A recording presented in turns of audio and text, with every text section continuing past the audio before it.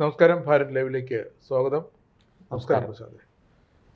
2 ദിവസം മുമ്പാണ് ഉസ്ബെക്കിസ്ഥാനിൽ ഹരിപ്പാട് നിന്ന് പഠിക്കാൻ പോയ സാവരി എന്ന പെൺകുട്ടി, സാവരിയ ബസന്ത്, 22-കാരി, അതെ, സഹപാഠിയുടെ ലാപ്ടോപ്പ് കൊണ്ടുള്ള അടിയേറ്റ്, ലാപ്ടോപ്പ് കൊണ്ട് നമ്മുടെ കുട്ടികൾക്കൊക്കെ ലാപ്ടോപ്പ് വാങ്ങിക്കാനൊക്കെ കുട്ടികളിവിടെ കെഞ്ചുന്നു അല്ലേ, സർക്കാർ സാമ്പത്തിക സഹായം കൊടുക്കുന്നു പറയുന്നു. അങ്ങനെ പഠന സഹായിയായ ഒരു ഉപകരണം കൊണ്ട് തന്നെ അടിച്ചു കൊന്നു എന്നൊക്കെ പറയുമ്പോൾ രക്തസ്രാവം ഉണ്ടായി, ആശുപത്രിയിൽ അഡ്മിറ്റ് ചെയ്തു. അപ്പോൾ തന്നെ മരണം സംഭവിച്ചു എന്നാണ് അറിയുന്നത്. കാരണം ഈ കുട്ടി എന്നും വീട്ടിൽ വിളിക്കുമായിരുന്നു. എല്ലാ ദിവസവും ഈ ഒരു സമയത്ത് കുട്ടി വീട്ടിൽ വിളിക്കും അമ്മയെ. അന്നൊരു ദിവസം വിളിക്കാത്തത് കൊണ്ട് തിരിച്ചു വിളിച്ചപ്പോൾ അപകടം പറ്റിയെന്ന് പറയുന്നു. പിന്നെ അറിയുന്നത് മരിച്ചു എന്നാണ്. അമ്മയുടെ സഹോദരിയുടെ ഭർത്താവ്, അങ്ങനെ അദ്ദേഹം ചെന്ന് എത്തിയാണ് ഈ ഒരു ഏറ്റുവാങ്ങി കൊണ്ടുവന്നത്. അച്ഛൻ ഇപ്പോൾ DGPക്ക്, സംസ്ഥാന പോലീസ് മേധാവിക്ക് പരാതി കൊടുത്തിട്ടുണ്ട്. നമ്മൾ നേരത്തെ വേറെ ചർച്ചയിൽ പറഞ്ഞിരുന്നു, നമ്മുടെ റിട്ടയർഡ് IPS ഉദ്യോഗസ്ഥൻ ഗോപാലകൃഷ്ണ സാറായിട്ടുള്ളൊരു ഇൻ്റർവ്യൂവിൽ അദ്ദേഹം പറഞ്ഞായിരുന്നു ഇത് എന്തൊക്കെയാണ് ചെയ്യേണ്ടത്. അതുപോലെ തന്നെയാണ് ഇവിടെ കൊണ്ടുവന്ന് റീപോസ്റ്റ്മോർട്ടം ചെയ്തു. നമ്മുടെ ആലപ്പുഴയിൽ നിന്ന് പോലീസ് പ്രത്യേക കേസ് എടുത്തു, FIR എടുത്തിട്ടുണ്ട്. ആർക്കെതിരെയാണ്? മലയാളിയായാണ് പ്രതി, ഒരു സദറുൾ എന്നൊരു അനം 23 പെരിന്തൽമണ്ണ സ്വദേശിയാണ്. ചില ഓൺലൈൻ മാധ്യമങ്ങളിൽ കണ്ടു, പക്ഷേ നമ്മളങ്ങനെ പറയാൻ ആഗ്രഹിക്കുന്നില്ല. എങ്കിലും അത് ശരിയല്ല. എങ്കിലും അത് കണ്ട പ്രകാരം ഈ പെൺകുട്ടിയും ഈ പയ്യനും തമ്മിൽ അടുപ്പത്തിലായിരുന്നു, സുഹൃത്തുക്കളായിരുന്നു, അടുപ്പത്തിലായിരുന്നു. അങ്ങനെ ഉണ്ടായത് തർക്കമാണ്, പെട്ടെന്ന് പ്രണയം എന്ന് പറയുന്നുണ്ട്. പക്ഷെ അത് നമ്മളങ്ങനെ പറയാൻ പാടില്ലല്ലോ. പെട്ടെന്നുള്ള സംബന്ധിച്ചുള്ള പുറത്തു വന്നിരിക്കുന്ന വിവരങ്ങൾ നമുക്ക് പറയാം. ഈ കൊടുത്തിരിക്കുന്ന സഹപാഠികളൊക്കെ കൊടുത്തിരിക്കുന്ന മൊഴിയൊക്കെ, അതെ, പെട്ടെന്നുള്ളൊരു പ്രകോപനമാണെങ്കിൽ നമുക്ക് പിന്നെ മനസ്സിലാക്കാമായിരുന്നു. പക്ഷേ അങ്ങനെ അല്ല എന്നാണ് വീട്ടുകാർ സംസ്ഥാന പോലീസ് മേധാവിക്ക് നൽകിയ പരാതിയിൽ പറയുന്നത്. കാരണമുണ്ട്, കടുത്ത പീഡനം അവിടെ നടന്നു എന്ന് പറയുന്നു. അതിന്റെ തെളിവുകൾ ഈ കുട്ടിയുടെ ശരീരത്തിൽ നിന്ന് ലഭ്യമാണ്. ശരീരത്തിൽ തല മുതൽ പാദം വരെ അടിച്ച് ഇഞ്ചപ്പരുവാക്കിയിരിക്കുകയാണ്, ചതച്ചിരിക്കുകയാണ്.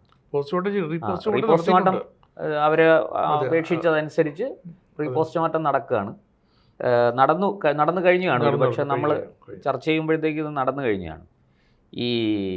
പിന്നെ അവര് ഇത് മരണം ഒരുപാട് ദുരൂഹത ആരോപിക്കുന്നുണ്ട്. പെട്ടെന്നുള്ളൊരു പ്രകോപനം, ദേഷ്യം വന്നിട്ട് ലാപ്ടോപ്പ് എടുത്ത് നമ്മളെ രണ്ടുപേരും ഇങ്ങനെ സംസാരിച്ചുകൊണ്ടിരുന്നപ്പം ഒരാൾ പെട്ടെന്ന് പ്രകോപനം കൊണ്ട് ചാടി എണീറ്റ് കയ്യിലിരുന്ന ഒരു വസ്തു കൊണ്ട് മറ്റേ ആളിനെ അടിച്ചു. അങ്ങനെയല്ല, അങ്ങനെ അടിച്ചു, ശരിയാണ്, തലയ്ക്ക് ലാപ്ടോപ്പ് കൊണ്ട് അടിച്ചു. പക്ഷേ അടിച്ചതിന് ശേഷം മുകളിലത്തെ നിലയിൽ നിന്ന് ഈ കുട്ടിയെടുത്ത് താഴേക്ക് ഇട്ടു എന്നൊക്കെയാണ് പറയുന്നത്. നമുക്ക് വ്യക്തമായിട്ട് നടന്ന കാര്യങ്ങൾ എന്തൊക്കെയാണെന്ന് കൃത്യമായിട്ട് പോലീസ് പുറത്തു വിട്ടാൽ മാത്രമേ നമുക്ക് അതിനെക്കുറിച്ച് വ്യക്തമായിട്ട് പറയാൻ കഴിയുള്ളൂ. ഇപ്പോൾ ഈ അഭ്യൂഹങ്ങളും പിന്നെ പലർ പറയുന്നതുമാണ്. പക്ഷേ ഈ കുട്ടിയുടെ ബന്ധുക്കൾ പറയുന്നതനുസരിച്ച് ഇതിൻ്റെ ശരീരത്തിൽ ഒരുപാട് മുറിവും ചതവും ഏറ്റ പാടുകളുണ്ട്, മുറിവുകളുണ്ട്. അതായത് രക്തം പുറത്തു വരുന്ന തരത്തിലുള്ള മുറിവുകൾ ഉണ്ട്. ശരീരമെമ്പാടും ചതച്ചിരിക്കുന്നു. ക്രൂരമായ മർദ്ദനത്തിന് അത് മാത്രമല്ല, മറ്റൊരു ഞെട്ടിക്കുന്ന ചില വിവരങ്ങൾ കൂടി അടുത്ത ബന്ധുക്കൾ പങ്കുവയ്ക്കുന്നുണ്ട് അല്ലേ? ഈ കുട്ടി പിന്നെ ഇത് ലവ് ജിഹാദിൻ്റെ ഇരയാണ് എന്നാണ് ഇവർ ആരോപിക്കുന്നത്. ഈ കുട്ടിയെ പ്രണയം നടിച്ച് മതം മാറാൻ നിർബന്ധിച്ചു. ഈ കുട്ടിക്ക് അത് സമ്മതമല്ലായിരുന്നു.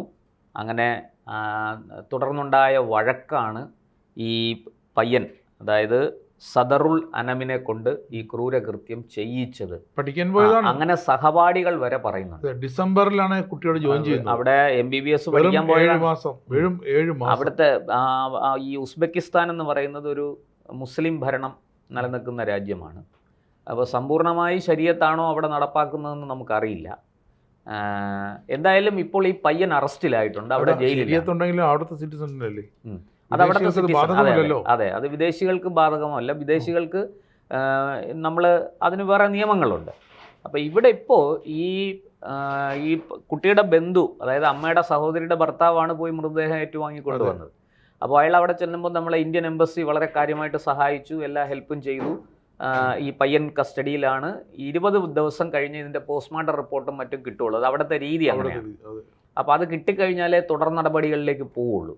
അപ്പോൾ അവിടുത്തെ ഇപ്പോൾ നിലവിലെ ഇത് വെച്ച് പറയുകയാണെങ്കിൽ ഇയാൾക്കെതിരെ കുറ്റം തെളിഞ്ഞാൽ അവിടെ ഒരു 15 വർഷം വരെ തടവ് ശിക്ഷ കിട്ടാനുള്ള വകുപ്പുണ്ട് എന്നാണ് അവർ പറയുന്നത്.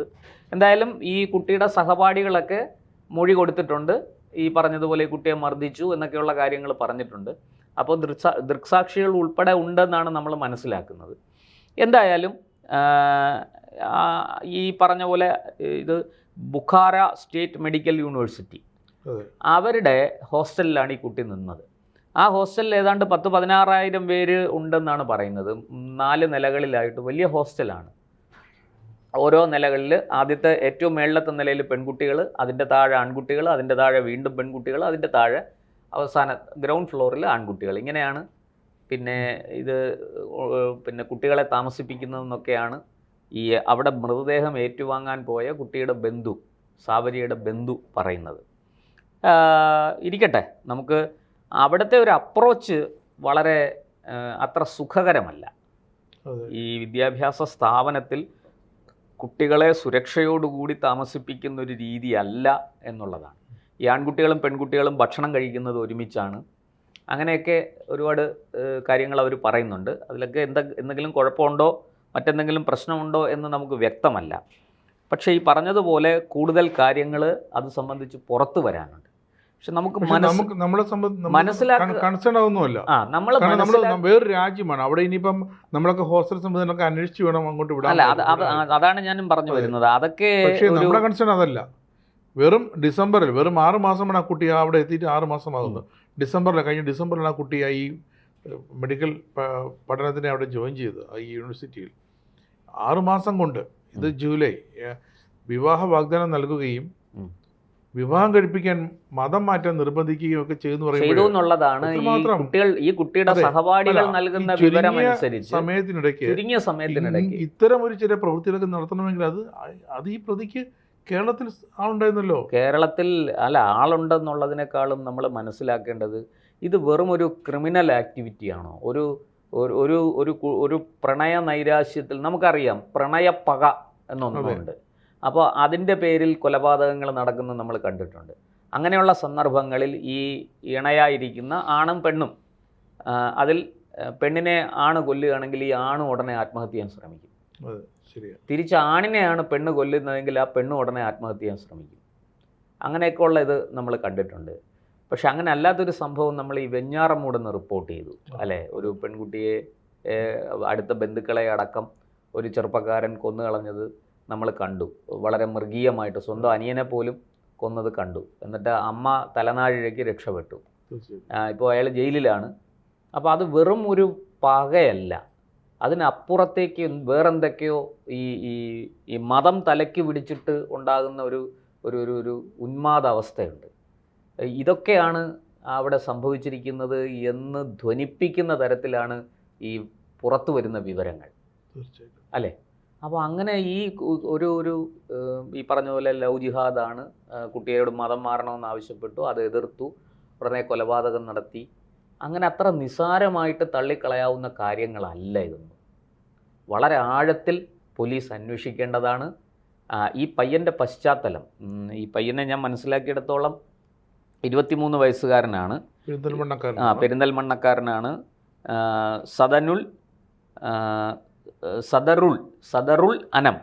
സദറുൽ അനമിൻ്റെ അച്ഛനും അമ്മയും സർക്കാർ ഉദ്യോഗസ്ഥരാണ്. ഒരു ജ്യേഷ്ഠനുള്ളത് ഡോക്ടറാണ്. അപ്പോൾ ഇതാണ് ഇയാളുടെ ഒരു കുടുംബ പശ്ചാത്തലം.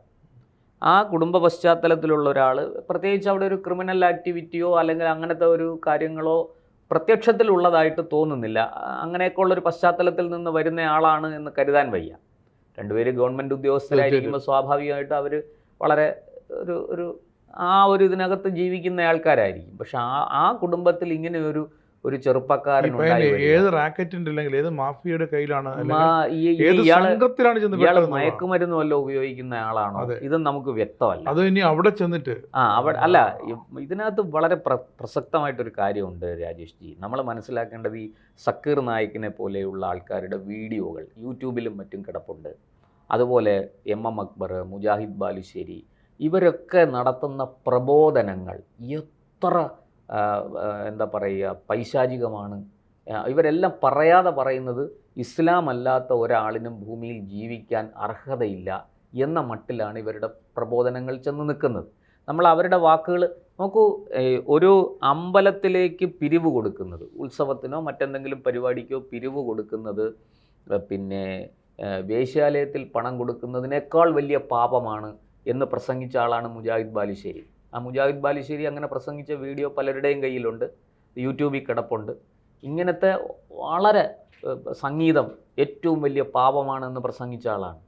അല്ല, ഈ എം അക്ബർ നടത്തിയിരിക്കുന്ന അത്യന്തം പ്രകോപനപരമായ പ്രസംഗങ്ങൾ, ആടിനെ പട്ടിയാക്കുന്ന തരത്തിലുള്ള ഈ മതം കുത്തിവെക്കുന്ന, മതത്തിൻ്റെ ആ വിഷം കുത്തിവെക്കുന്ന, മതത്തിൻ്റെ ഒരു ഭാഗമുണ്ട് എന്ന് വെച്ചാൽ ഇത് മാത്രമാണ് ശരി എന്ന് പറയുന്ന ഒരവസ്ഥയുണ്ട്.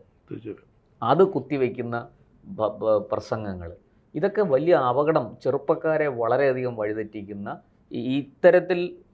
ഞാൻ പറഞ്ഞല്ലോ, എല്ലാ മനുഷ്യരും ഒരുപോലെയല്ല. കുട്ടികൾ വളർന്നു വരുമ്പോൾ കൗമാരപ്രായമൊക്കെ ആകുമ്പം ചിലർക്ക് സിനിമയോട് കമ്പമായിരിക്കും, ചിലർക്ക് നൃത്തത്തോട്, ചിലർക്ക് പാട്ടിനോട്, ചിലർക്ക് കളികളോട്. അത് തന്നെ വ്യത്യസ്തമായ കളികളുണ്ട് അല്ലേ? കളികളോട്, ചിലർക്ക് സാഹിത്യത്തോട് ഒക്കെ ആയിരിക്കും കമ്പം. ചിലർക്ക് എല്ലാത്തിലും കുറേശ്ശെ കമ്പം കാണും, ചിലർക്ക് ഇതിലൊന്നും കമ്പം കാണില്ല, ചിലർ വളരെ ഒതുങ്ങി ശാന്തമായിട്ട്. അപ്പോൾ ഇങ്ങനെയൊക്കെയുള്ള ആൾക്കാരെ സ്വാധീനിക്കുന്ന തരത്തിൽ വൈകാരികമായി അവരെ കീഴടക്കി, മതത്തിൻ്റെ പ്രബോധനങ്ങൾ കൊണ്ട് കീഴടക്കി അവരെ ഉപയോഗിച്ച് മതം വളർത്താൻ ശ്രമിക്കുന്ന ഒരു വലിയ മാഫിയ തന്നെ നമ്മുടെ രാജ്യത്തുണ്ട്.